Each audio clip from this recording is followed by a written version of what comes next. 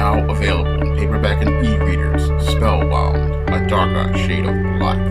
Get your copy today at your favorite online bookseller. Yesterday, disgraced media mogul Harvey Weinstein was sentenced in a New York court to 23 years in prison for the third-degree rape he participated in and the first-degree sexual assault he participated in years ago. And while there are some feminists and members of the Silence Breakers group and the Me Too movement that are celebrating this sentencing as a major accomplishment in stopping and preventing sexual harassment and sexual assault of women, when I take a critical examination of this sentencing, I see it as yet another play on the chessboard. Because the game, when it comes down to white supremacy, is chess, not checkers, and what they have done is just sacrifice one of the smaller players on the board in order to get the checkmate later on. Now, when I take that critical examination of this 23-year sentence given to Harvey Weinstein, I can clearly see that this was done all for symbolism, because this sentencing took place in the month of March, and with it being the month of March, it is Women's History Month here in America and the West. And what the judge wanted to do was make a statement during Women's History Month that they were all about being so-called serious about stopping sexual harassment and sexual assault of women by making a statement with the sentencing of Harvey Weinstein. And again, this was all about symbolism and making it look like they were all about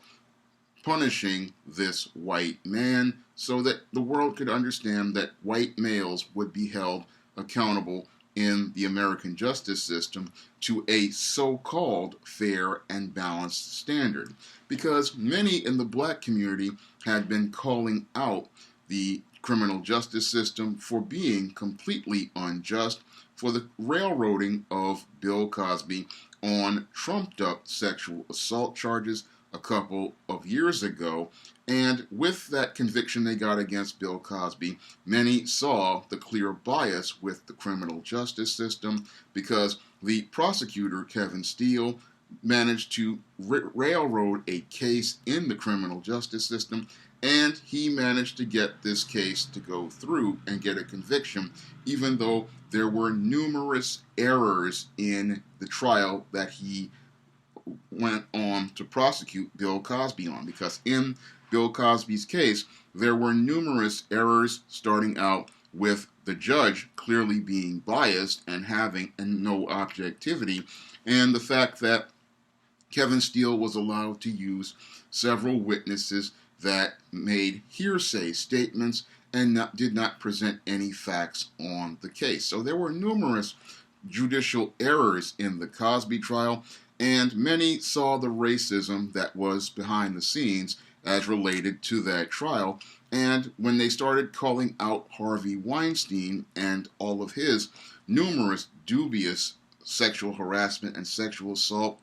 allegations, this is what they did, was bring him to trial in an effort to make the criminal justice system appear fair. However, when I, again, take that critical examination of this whole sentencing of Harvey Weinstein, again, it is all about symbolism, and again, it's all about making things appear to be fair when they were never fair in the first place. Because, again, in the game of chess, it is all about being 7 steps ahead of your opponent, and white supremacy is always 7 steps ahead of players on the board, such as most black Americans and many of these feminists out here who are celebrating, believing that they have some sort of victory and believing that they have all of this power to go out here and take people based on an allegation to trial, because the thing that would be quite, that thing that is with this whole Harvey Weinstein thing sentence is that it sets a legal precedent that most white supremacists and most white men are not going to allow to stay in place. Because with the conviction of Harvey Weinstein, the thing that most people need to take that, again, hard look at is the legal precedent that is being set in the interpretation of the law. Now, the Cosby conviction that came before Harvey Weinstein's conviction led to the changing of the interpretation of the law from the due process under the law to the standard of trust and belief. And now that Harvey Weinstein has been convicted and sentenced under the standard of trust and believe, now trust and believe is now the cemented standard for the law of the land. And there's no way that white supremacy will allow trust and believe to remain the standard for the law of the land, because that standard places white men in a second-class status in a country they established for themselves. And that status is something that is unacceptable to white men because, again, white men founded the United States for themselves. They founded it for them to establish power for themselves, and they established it for them to maintain and control white supremacy in this country. So they are not going to allow the standard of trust and belief to remain the law of the land because, again, that standard puts white men in a second-class status in their own country, and it establishes legal gynocentric Jim Crow on white men, the same way the Plessy versus Ferguson case and the Dred Scott case established a legal standard that placed blacks officially in a second-class status and put them beneath white people legally. So that's one of the main reasons why the Harvey Weinstein conviction will not be allowed to stand and why the Harvey Weinstein conviction will probably be appealed, because no white male in America is going to put himself again in that second-class position under a white female, and no white male is going to give up his rights as an American citizen and allow himself to be subjugated by the white female who he is providing for, because most of the American white females out here get their needs met by men, and this whole case practically upheaves the entire economic system for most of those white females, because if trust and belief remains the standard law of the land and your white male is placed in that second-class status, then this white male is now in a position where he has no power in a country that he created, and he has no legal rights in a country that he created, because the trust and believe standard as related to the law of the land practically makes it where there is no Sixth Amendment right to a speedy trial, no Fourth Amendment right to due process under the law, and no right to getting a case litigated without having a examination of the facts. Everything is based solely on the word of a white female, and that white female can basically make any allegation of sexual harassment, sexual assault, or sexual violence, and this can lead to a man being arrested, prosecuted, tried, and convicted, and sentenced to a long prison term, all solely based on the word of a white female. And if you think a white male in a white supremacist country is going to allow that to be the official standard for the law in this country, then it's quite foolish, because again, no white male is going to allow himself to be subjugated by a group of feminists into a second-class status.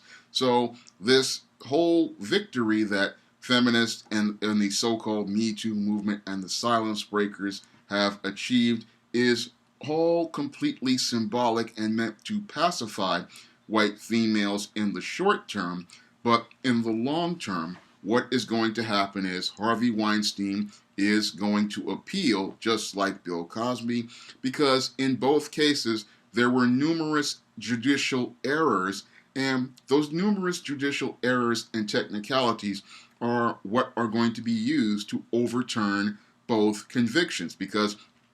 the United States cannot function as a country if we have that standard of trust and belief, because that standard of trust and belief undermines our United States Constitution, because trust and belief was the standard that was used during Jim Crow to terrorize black communities, and all based on the allegation of a white female. Many black men lived in fear of having their lives practically put at risk. In many cases, many black men wound up getting arrested and imprisoned based on the false allegations of a white female of sexual violence. Many more got lynched on an allegation of sexual violence by a white female. And entire towns like Rosewood and Black Wall Street were destroyed based on the allegations of a white female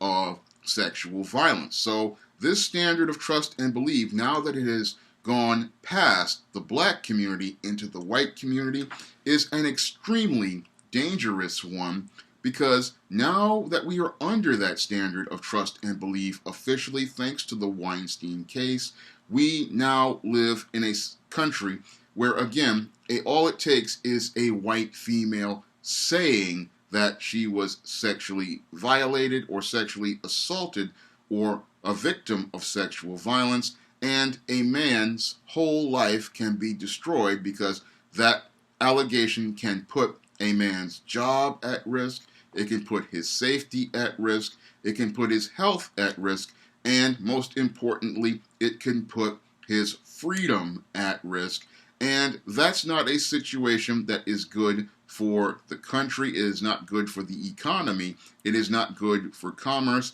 because there is no way a country can function in any sort of way, shape, or form if a female can simply just make an allegation against an individual and simply say that something happened to her, and then all of a sudden law enforcement has to come in and arrest, prosecute, and convict this person and sentence them of a crime without any sort of investigation, any sort of due process, or any sort of fact-finding investigation to really get at the facts of the case. That whole process of trust and belief completely undermines our United States economy and its ability to grow.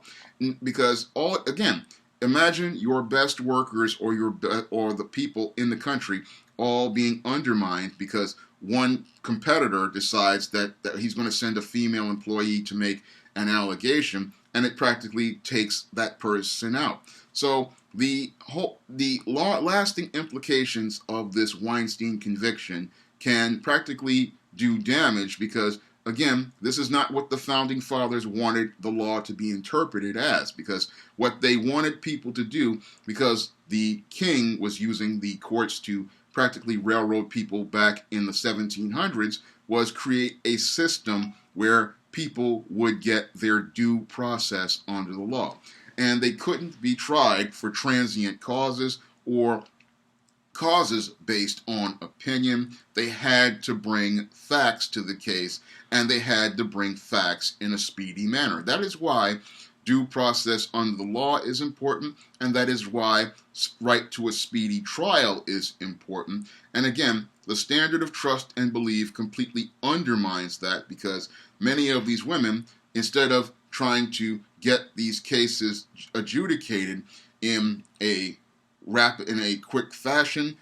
as soon as they happen, because that's the standard our Constitution has, many of these women are waiting 10, 15, 20, 25 years to make these allegations, and them making these allegations are quite questionable, because why would somebody wait 10, 15, 20, 25 years in a country where people have the right to go to trial almost immediately, and it makes them appear to be more credible, because those who are seeking justice want to go out here and get that justice as soon as possible to keep this individual off the street. And that's the thing that's the standard of trust and believe that makes it really a dysfunctional standard, is somebody can just come out of nowhere with an allegation and practically destroy a man's life, and he has no way of defending himself and no recourse, because our criminal justice system has been completely twisted by this interpretation of the law. Now, there are some out there that believe that the Harvey Weinstein conviction will lead to more black men being prosecuted maliciously and being prosecuted in a way to destroy their lives and reputations. And I believe that they may possibly be true, but what I believe is really going to happen is we're going to see a ramping up of more cases against more white males, like the recent allegations made against actor Timothy Hutton. Now, he's the latest individual to receive an allegation, and this was just about 2 weeks ago, which proves my point that just as many of the white supremacist males want to try to turn the Me Too movement on black men, the white women keep turning the Me Too movement and the allegations of sexual assault, sexual harassment, and sexual violence against white men, because they know that they can get easier access to resources from these white men. And they know that the white man is the provider of those resources. So what they want to do is keep turning the narrative back to white men, because many of these older white females, like the one who was making allegations against Timothy Hutton, they know that these white males have more resources than black men. And because they know that these white men have more resources than black men, what they want to do is find a way to secure a bag for themselves in their older age. It is not really about stopping these sex crimes from being perpetrated for some of these women, like the one who made the allegations against your Timothy Hutton, who has been going after Timothy Hutton for many years. It is all about getting some sort of cash settlement and then going on their way. So that's also another thing that is undermining the whole Me Too movement as related to them allegedly so-called stopping all of these sex crimes from being perpetrated, is that, again, that standard of trust and believe, it creates a foundation for people to abuse the law and for people who are corrupt to try to manipulate the law. And what it does is allows those people to go out here and make these allegations, again, looking to destroy a man's career, a man's freedom, and his safety. And again, white males are not going to allow this standard of trust and believe to remain in place, because again, it undermines their ability to have power under this system of white supremacy, and it undermines their ability to control resources in a white supremacist society. So I see all of the chess moves that are being made on the table,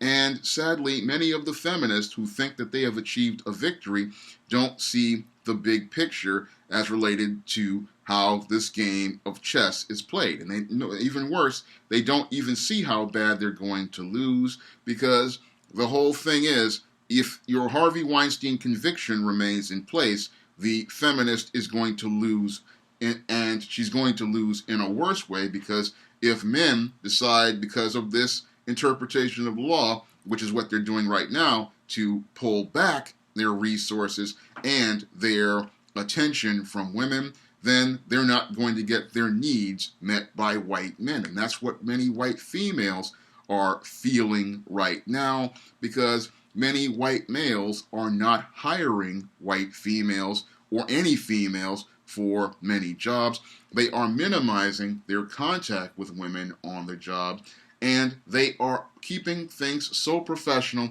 that they have no engagement with females outside of the job. And even in social scenes like the dating scene, people are cutting back their contact. And again, when a man fears that he is going to lose his health, his safety, and most importantly, the intangible of his freedom, he is going to prioritize and put his health, safety, and freedom first over pursuing relationships with women. And this, again, is going to do damage to male-female relationships. This interpretation of the law, trust and believe, is going to do damage to male-female relationships. And this is going to do long-term damage to things like marriage, family, the birth rates. It's just a devastating thing overall. Now, again, your Harvey Weinstein was an extremely incorrigible person. He was a reprehensible human being. And yes, he did need to be convicted of whatever crimes he did commit, if he did commit them. However, the whole thing is it needed to be done the right way, under due process, under the law, in a court of law where there was hard evidence to prove that he did these crimes, and a conviction needed to be secured in a way that made sure that the justice system was working properly. The way that this whole verdict, conviction, and sentencing was done with malice of forethought, and it was done with malice of forethought because your Harvey Weinstein and the white men wanted to ensure that while they gave your white females a symbolic victory,